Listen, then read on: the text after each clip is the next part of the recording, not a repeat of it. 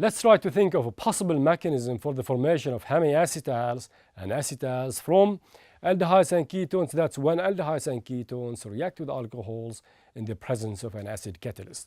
Let's draw a general structure for ketones. So something like that. That's a general structure for ketones. If you use an acid catalyst such as the hydronium ion, for example, so that's the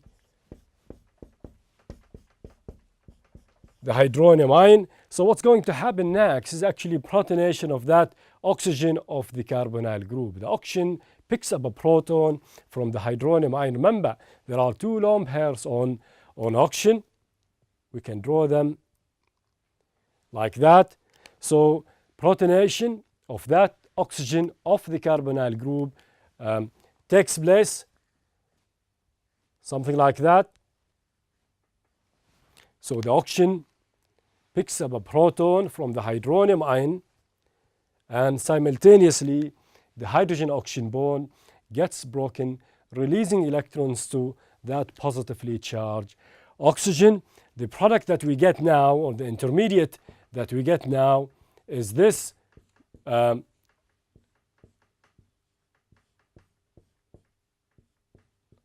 protonated ketone. And the idea of this protonation step is to make that carbon more electrophilic. Protonation, as we have seen before, when it takes place as a reaction of carbonyl compounds, aldehydes and ketones, for example, with a Lowry-Bronsted acid, makes that carbon more electrophilic, and that's because of the positive charge on oxygen. This intermediate is actually more electrophilic than the original ketone or carbonyl compound itself. Again, that's because of the positive charge. So what we have now is a nucleophile or a nucleophilic addition that's about to take place. So what do we have? We have an alcohol. So an alcohol of this general formula will now approach this protonated ketone in nucleophilic addition step. So water, the alcohol attacks the protonated ketone in nucleophilic addition step. So what we get now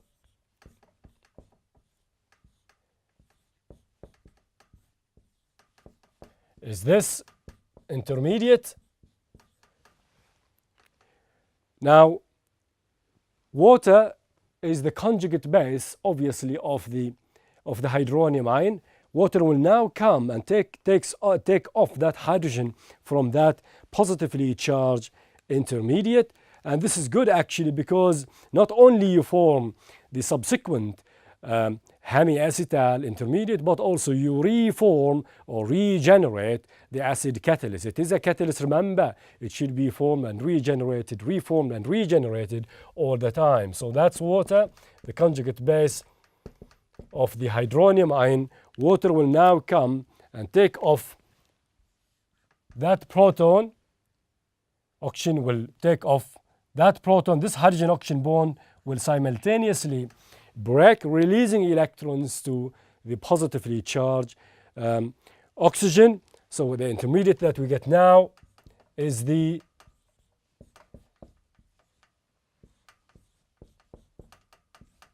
this product, which is the hemiacetal. This is the hemiacetal that was in the middle of the scheme that you've seen previously. So this is the hemiacetal.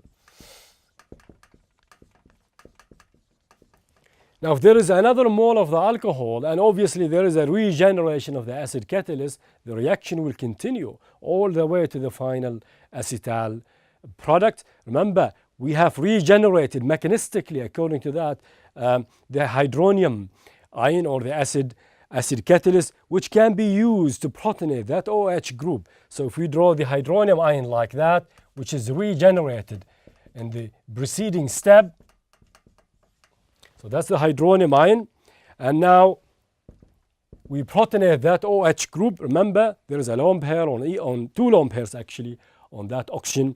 Okay, protonation now will take place. Protonation of the alcohol using the hydronium ion acid catalyst. So oxygen makes a bond with hydrogen, and that hydrogen bond breaks up, releasing electrons to the positively charged oxygen. So we get this now, this intermediate.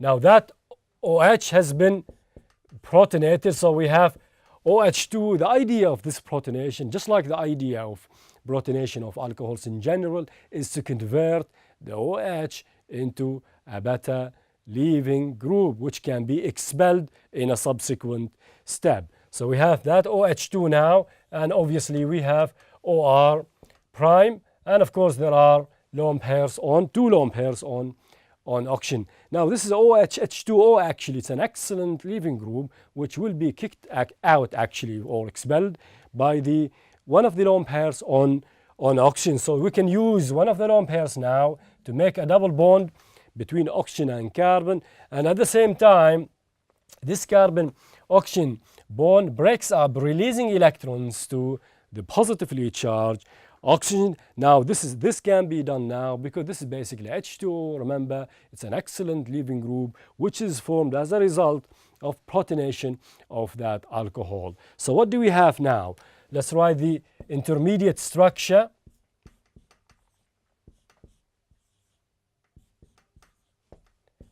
Now this intermediate has a carbon oxygen double bond, but oxygen is positively charged, and oxygen of course is still bonded to R prime, which came from the alcohol. This intermediate is called oxonium ion.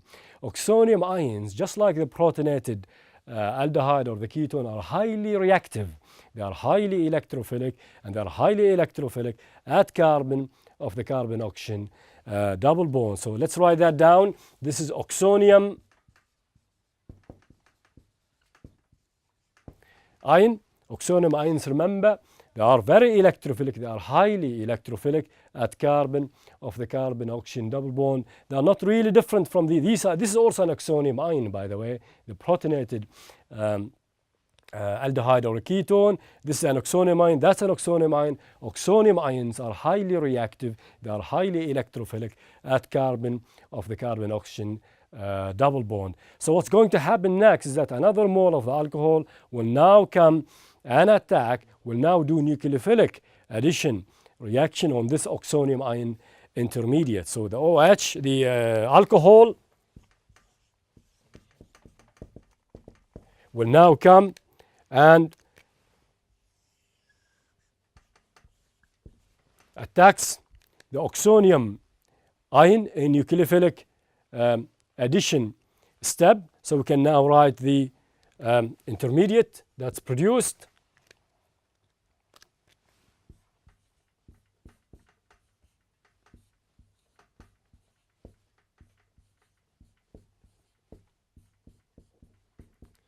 So that's the product, the intermediate product, or the intermediate that's produced when another mole of the alcohol attacks that oxonium ion in a nucleophilic addition step. The last step is for water, which has been expelled before, is for water to come and take off that hydrogen, and by doing so, the final acetal product is released with regeneration of the acid catalyst. And this is mechanistically good because we show that this species, the hydronium ion, acts also as a catalyst. So we can show water, which is a byproduct, which is formed now.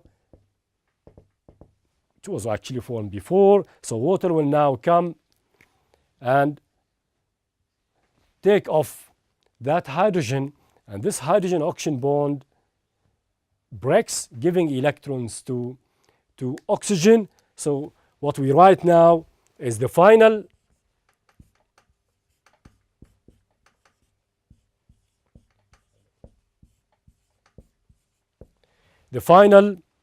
acetal product,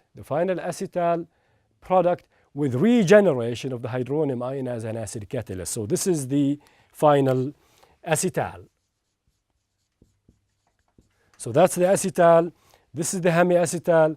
An acid catalyst is required in this case in order to form the hemiacetal from the aldehyde or the ketone, and of course later on after the formation of the hemiacetal, an acid catalyst is also required in order to form the final acetal product. This mechanism goes through oxonium ion intermediates which are highly reactive, they are highly electrophilic at carbon of the carbonyl group. And in order to drive these reactions forward, if you remember, we talked about their reversibility. Now they are reversible. In order to drive them forward, water should be better removed, and water can actually be removed azeotropically and practically in the lab using a special piece of glassware which is called D9 Water can also be removed by a suitable dehydrating agent or a drying agent. The idea of the removal of the water from the product side is to shift the equilibrium forward, shift the reaction towards the product side, and therefore achieving the product and all the time and continuously achieving the product until the reaction is complete or until the reactants have been consumed. In summary, this is a possible mechanism for the reaction of aldehydes and ketones with alcohols in the presence of an acid catalyst. Oxonium ions are involved in this case as intermediates. They are highly reactive, they are highly electrophilic. Now water is produced all the time, and for that, and because of that, if it is removed, the reaction can be driven forward and therefore achieving the product side of this reversible reaction.